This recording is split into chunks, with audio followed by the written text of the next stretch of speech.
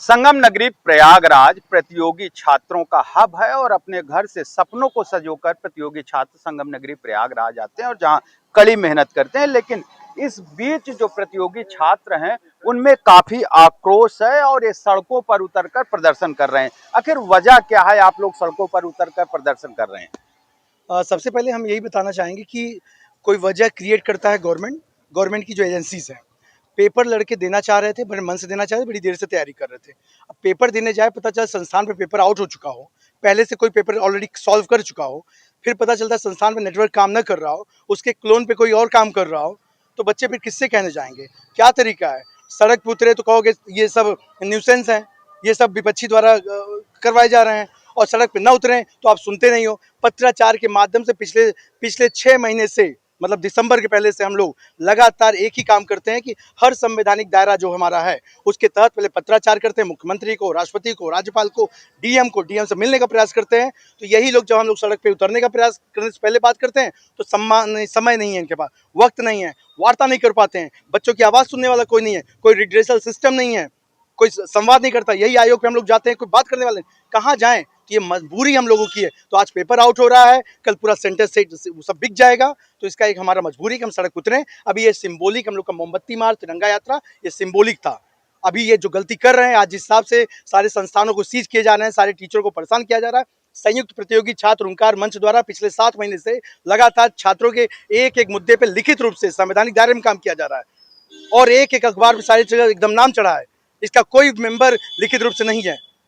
क्यों किसी टीचर को परेशान किया जा रहा है? क्यों किसी बच्चे को परेशान किया जा रहा है? हम पे दबाव बनाया जा रहा है। अगर किसी प्रकार से किसी को भी घेरेबंदी करके शहर से या चीजों यहाँ से गायब किया जाता है या मोबाइल ऑफ कराया जाता है, जबरदस्ती कोई कार्रवाई की जाती है, तो इसके लिए संपूर्ण दोषी प्रशासन, शासन और जो लोग भी इसके जिम्मेदार पदों पे बैठे हुए लोग हैं। परेशान किया जा रहा है आपका आरोप है, क्या कहें? जी, बिल्कुल जो है आप वर्तमान समय में देखेंगे कि चाहे यहाँ पर जो है लेखपाल भर्ती होगा, चाहे सीयूटी हो गया या तमाम प्रतियोगी परीक्षाओं को, या आप देखेंगे कि यूपीएसआई में जो है ये कटाव को लेकर हुआ, पेपर लीक का मामला हुआ, मतलब जो है कह सकते हैं कि विद्यार्थी गढ़ जो है इतना तनाव में चल रहे हैं कि मैं वर्तमान में खैर टीचर भी हूँ और यहाँ पर मैं क्लास की मैं खुद व्यथा को बता रहा हूँ कि वहाँ पर जैसे इस समय यूपी टेट लागू हुआ है, यूपी टेट में 30-30, 40-40 साल के बच्चे हमारे क्लास में आते हैं, अपनी व्यथा को बताते हैं कि सर हम अपनी अपनी नौकरी को बचाएं, कि अपने हम जीवन को जो एक व्यवस्थित स्वरूप दे चुके हैं उसके अनुसार से काम करें। अब जैसे यूपी हम लोग का एलटी ग्रेड का मैटर था, एलटी ग्रेड का मैटर जो है पांडे जी के द्वारा भी जो है सारा चीज हम लोगों ने मुद्दा उठाया। यहाँ पर हाई कोर्ट के द्वारा जो है उसी मैटर के संदर्भ में एक मुद्दा दिया जाता है कि हाँ जो है ये चीज लीगल है, इसको मानवीय गलती मानकर इसको दूर किया जाए, और वहीं पर हम लोग का मैटर जो है कोई दूसरे बेंच के द्वारा अगर सुनवाई किया जाता है उस चीज को वहाँ पर जो है उसको उसको मतलब जो है नाकार दिया जाता है। तो यहाँ पर आयोग को भी देखा जाए, न्यायपालिका को भी देखा जाए, या वर्तमान सरकार में भारत सरकार के द्वारा जो पेपर से संबंधित बेरोजगारी, महंगाई, भ्रष्टाचार जैसी चीजें हैं, आप हाल ही में देखेंगे जो अभी हाल में प्रोटेस्ट किया गया था यहाँ पर जो है मारूफ सर के और जो है विवेक सर के द्वारा जो है, अब यहाँ पर देखेंगे कि कोचिंग को बंद करवा दिया गया। अब कोचिंग को बंद करवा कर जो है वहाँ पर जो है सारे पुलिस को लगा दिया गया। बताइए भाई ये क्या चल रहा है? इलाहाबाद एक विद्यार्थियों की नगरी है, यहाँ पर लोग विद्या का अध्ययन करने आते हैं, विद्या ग्रहण करने आते हैं, और आप जो ऐसे न्यूसेंस पैदा खुद करेंगे और फिर उसका आरोप लगाएंगे विद्यार्थियों के ऊपर। तो यहाँ पर जो है ये आपकी नाकामी है कि आप अगर महंगाई पर कंट्रोल नहीं कर पा रहे हैं, बेरोजगारी को दूर नहीं कर पा रहे हैं, और जो है तमाम चीज़ों को अगर नहीं कर पा रहे हैं, तो ये आपकी विफलता है। बेरोजगारी एक अहम मुद्दा है। जिस तरीके से आप लोग यहाँ पर प्रतियोगी परीक्षाओं की तैयारी करने के लिए आते हैं, मूल समस्या क्या है?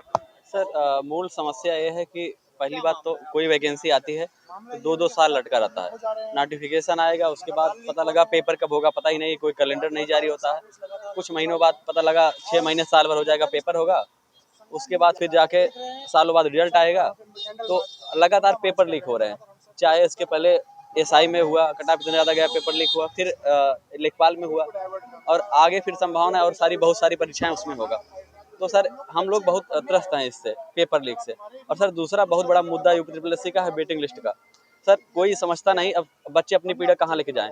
वेटिंग लिस्ट का मुद्दा है सर, अब मैं आपको एक एग्जांपल से बताना चाहता हूँ। मेरे मित्र हैं, उनका 12-62 जूनियर स्टूडेंट का था, उसमें 63 नंबर वो पाए थे और 63 नंबर ही कट ऑफ गई थी, तो वो एज से बाहर हो गया। अगर दो लोगों का नंबर बराबर है और कट ऑफ उतना ही ज़्यादा, तो जिसका एज ज़्यादा होगा उनका हो जाएगा, तो एज से बाहर हो गए। बाद में सर 200 बच्चे छोड़ दिए, 1262 वैकेंसी थी, 200 बच्चे छोड़ दिए। अगर एक बच्चा छोड़ देता पहले तो उनका सिलेक्शन हो जाता। ये क्यों छोड़ दिए बच्चे? क्योंकि वेटिंग लिस्ट होता तो 200 बच्चे और चले जाते। तो सर वही बच्चे कई सारी परीक्षा में उत्तर प्रदेश इस समय लाया है वैकेंसी, किसी में 100 है, किसी में 200 है, किसी में 1000 है, 1500, किसी में 8000 है। अब क्या है, कुछ बच्चे हैं जो सारी परीक्षाओं में वही हो रहे हैं। तो जो बच्चे उनके अलावा जो बच्चे हैं, मान लीजिए अगर सब मिला के 10,000 पद हो गया, अब 10,000 बच्चों का नहीं हो रहा है, वही बच्चे 1100 में हैं। अब देखिए जो लेखपाल में बच्चे चयन हुए हैं वही पता लगा लोअर में लेंगे और फिर वो लेखपाल छोड़ देंगे, तो लेखपाल का लगभग 2,000-2,500 पद खाली चला जाएगा। तो सर एक बहुत बड़ा, अच्छा हम लोग आयोग तक गए, यूपी उत्तर प्रदेश आयोग तक। आयोग ने कहा ये भैया ये हमारे अधिकार क्षेत्र में नहीं है, आप लोग शासन से बात करिए, शासन शासनादेश जारी करे, जियो दे, हम तुरंत कर देंगे। तो हम लोग कैसे शासन तक अपनी बात पहुंचा पाएंगे? आप अच्छा, क्या वजह है कि जो भी भर्तियां आ रही हैं वो कहीं ना कहीं विवादों के दायरे में जा रही हैं? सर इसमें लाचारी, सरकार की लाचारी, प्रशासन की लाचारी और व्यवस्थाओं की लाचारी। लाचारियों के तहत हम लोग इस समय इस मुकाम पर पहुंचे हैं कि हम लोगों को धरना प्रदर्शन करना पड़ रहा है। ये सिचुएशन नहीं होनी चाहिए कि हम लोगों को रोड पे उतरें, उसके बाद लाइब्रेरी ज्वाइन करें, पढ़ें, किस तरह से हम लोग अपनी परिस्थितियों से जूझ रहे हैं, इसके विषय में इन लोगों की कोई राय नहीं। आगामी परीक्षाओं की हम लोग तैयारी करें या धरना करें। आपको क्या कहना है? हमें कुछ नहीं कहना है सर, बस इतना कहना है कि इसमें पूर्ण रूप से, अगर भारत देश है और इसका प्रतिनिधि, देखिए इसमें मैं यही कहना चाहूँगा, इसमें पूर्ण रूप से शासन की जो है कमजोरी है, दिक्कतें हैं, जो भी कुछ है हम लोग तो फाइंड आउट नहीं कर पा रहे हैं। हम लोग तड़फड़ाएंगे, परेशान होंगे, रोड पे उतरेंगे, अब तो तोड़ फोड़ भी नहीं कर सकते, बवाल भी नहीं मचा सकते। उसका कारण ये है कि हमारे घर कुड़की हो जाएगी। तो हम अपनी समस्या को किससे कहने जाएं, कहाँ कहने जाएं, कहाँ रखने जाएं, हम लोग को खुद नहीं समझ में आ रहा है। पूरा युवा वर्ग परेशान है इससे, पेपर्स लीक्स हो रहे हैं और भी बहुत सारी चीज़ें हैं जिसका सामना स्टूडेंट्स कर रहे हैं। आज के डेट में नौबत ये आ गई है कि स्टूडेंट्स पलायन कर रहा है। स्टूडेंट पलायन कर रहे हैं। ये प्रयागराज प्रतियोगी छात्रों का हब हुआ करता था। सपने आप लोग अपने घर से सजा के आते थे और यहाँ पर, लेकिन जिस तरीके से देख रहे हैं कि जो भी भर्तियां आ रही हैं वो कहीं ना कहीं विवादों में हो रही हैं। क्या विवादों में वजह क्या? वजह सरकार की नाकामी है, आयोग की नाकामी है, और क्या वजह हो सकती है? सरकार ऊपर बैठे, आयोग ऊपर बैठी है, इनकी पूरी से पूरी 100% गारंटी इन्हीं को लेनी चाहिए। जी बताएं। यहाँ पूर्ण रूप से देखा जाए तो सरकार की नाकामी है, आयोग की नाकामी है। आप यहाँ यूपी में 22 करोड़ जनसंख्या है, अगर आप अभी चुनाव कराएंगे तो एक एक करके बहुत अच्छे से करा लेंगे, लेकिन यहाँ 3,60,000 लेखपाल में 3,60,000 लोगों को चयनित किया गया था पेपर देने के लिए, मेंस के, लेकिन उसमें भी आप पेपर लीक करवा दे रहे हैं। बताइए, 3,60,000 लोगों का आप पेपर नहीं करा पा रहे हैं, यूपीएसआई का स्कोर कार्ड नहीं जारी कर पा रहे हैं, तो ये सरकार की ही नाकामी हुई ना। हम अगर कोई पेपर दे रहे हैं तो क्या मैं अगर अपना स्कोर कार्ड मांग ले रहा हूँ तो मतलब मेरा इतना भी अधिकार नहीं है कि मैं कितना नंबर पा रहा हूँ मैं जान सकूं, मेरा नॉर्मलाइजेशन में कितना नंबर बढ़ रहा है, कितना नंबर घट रहा है, मैं इसका भी जानकारी का हकदार नहीं हूँ। इसको तो आयोग को, सरकार को देखना चाहिए, सही करना चाहिए। यानी पारदर्शी होना चाहिए परीक्षाएं, ये कहना है आपका? जी, पारदर्शी होना चाहिए। आयोग हमारा जो है स्कोर कार्ड जारी करे पर ईपीएसआई का, क्योंकि 134 वाले को हुआ है, 141 वाले को मेरा नहीं हुआ है। इसका मतलब क्या है कि स्कोर कार्ड जारी करे तो मालूम चले कितना मेरा नंबर घटा है, कितना बढ़ा हुआ है। अच्छा, अभी आप लोगों ने सड़कों पर उतरकर मार्च किया था, अब अगली रणनीति क्या है? देखिए, कागज का जो दौर है वो पूरा काम किया जा रहा है। आप देख सकते हैं, यहाँ पे दिखा सकते हैं, संयुक्त प्रतियोगी छात्र हुंकार मंच के द्वारा मुख्यमंत्री जी को और राष्ट्रपति महोदया को इस तरह का पत्र हमें पूर्व में दिया जा चुका है। 2 बार मोमबत्ती मार्च हो चुका है, तीसरी बार एक विशाल मोमबत्ती मार्च बिफोर हम लोग 12 तारीख के जाने से पहले जरूर इलाहाबाद में होगा।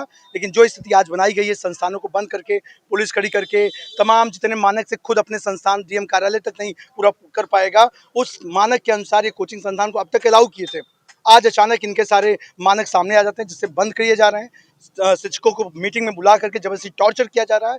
यह बहुत ही शर्मनाक स्थिति है और ये और ज़्यादा जितना ही आप दबाव बढ़ाओगे, छात्रों का उबाल उतना ज़्यादा बढ़ेगा और हमें मजबूरी होगी कि हमें सड़क पर उतरना पड़ेगा। दबाने से आंदोलन दबने वाला नहीं है।